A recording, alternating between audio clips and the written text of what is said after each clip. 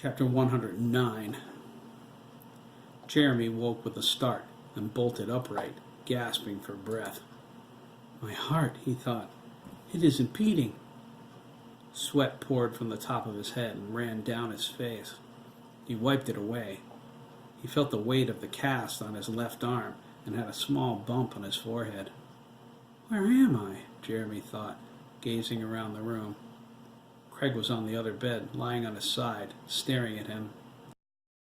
Jeremy looked at the cast curiously. Suddenly, he knew he was in the hospital. Fear filled his chest. He began to shake.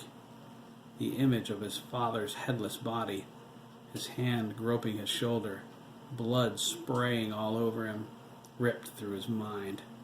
He was falling into an abyss. Despair and loss, sorrow and heartbreak attacked him all at once, and then the tears came. They fell over a face paralyzed with emotion. Jeremy felt Craig in his mind. He grabbed hold of that feeling in desperation. Craig jumped out of his bed and climbed onto his friends. Jeremy was shaking all over. His tears fell, but no sound came out of his mouth. His lips moved. Guttural noises came up from his throat, but he wasn't breathing. Craig grabbed Jeremy by the shoulders and shook him. Breathe! Craig cried. Jeremy's lips started to turn blue. Craig slapped him across the face. Jeremy's eyes widened. Daddy! Jeremy screamed with such force, Craig thought the windows would blow out. He pulled Jeremy's head to his chest. Jeremy cried, hard crying, gasping for air crying. Craig felt his tears against his skin through his paper gown. They ran down his belly. Craig cried with him, holding him tight.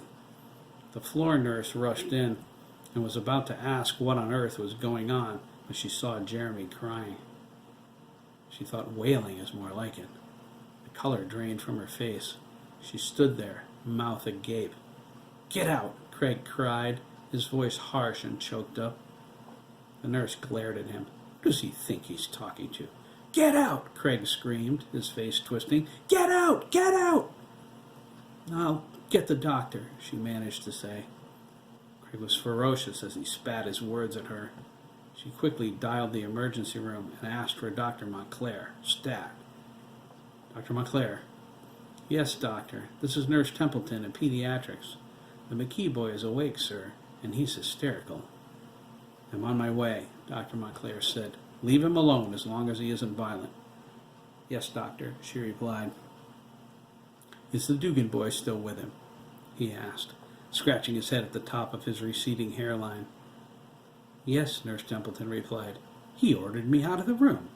Then stay out, nurse, Dr. Montclair said. The line went dead in her hand. She stared at the receiver. Jeremy stopped shaking and was only crying now. Craig saw flashes of the accident through their mind link and a mental picture of Jeremy that kept bursting into flames. Each time it did, Craig put it out. Jeremy held him tighter. Craig forced visions of his dreamscape into Jeremy's mind. Jeremy relaxed a little as he thought of the cool breezes, the lush green grasslands. Craig used this to fight off the darkness, the pit that wanted Jeremy to fall into it. He filled his mind with all the love he had for his friend and promised not to let him go. Dr. Montclair entered the room. He closed the door on the nurse before she could walk in behind him. If the boy wants her out, then out she stays, he thought. He looked at Jeremy and Craig huddled together. He saw they were both crying. Thank God. That's what they need. Dr. Montclair sat on the edge of the bed. Craig looked at him. The doctor had a kind face. Craig knew he was there to help. Are you all right? Dr. Montclair asked, touching Craig's forearm above the bandage where they took his blood. Craig shook his head and cried with more force as he lay his face sideways on top of Jeremy's head. Dr. Montclair patted him on the arm and got up. You stay with him, okay? He said.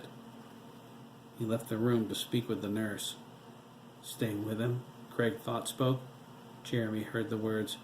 You couldn't drag me away. Jeremy took Craig's hand and held it. Dr. Montclair told the nurse they were not to be disturbed. He was to be advised immediately if anything else happened. Jeremy and Craig stopped crying in time, but neither one of them moved. Every once in a while, Jeremy felt Craig hug him, so he hugged him back. The mind link was all that was keeping him sane. "My dad's," Jeremy whispered, tears threatening. "I know," Craig said. "I'm here, okay? I'm here."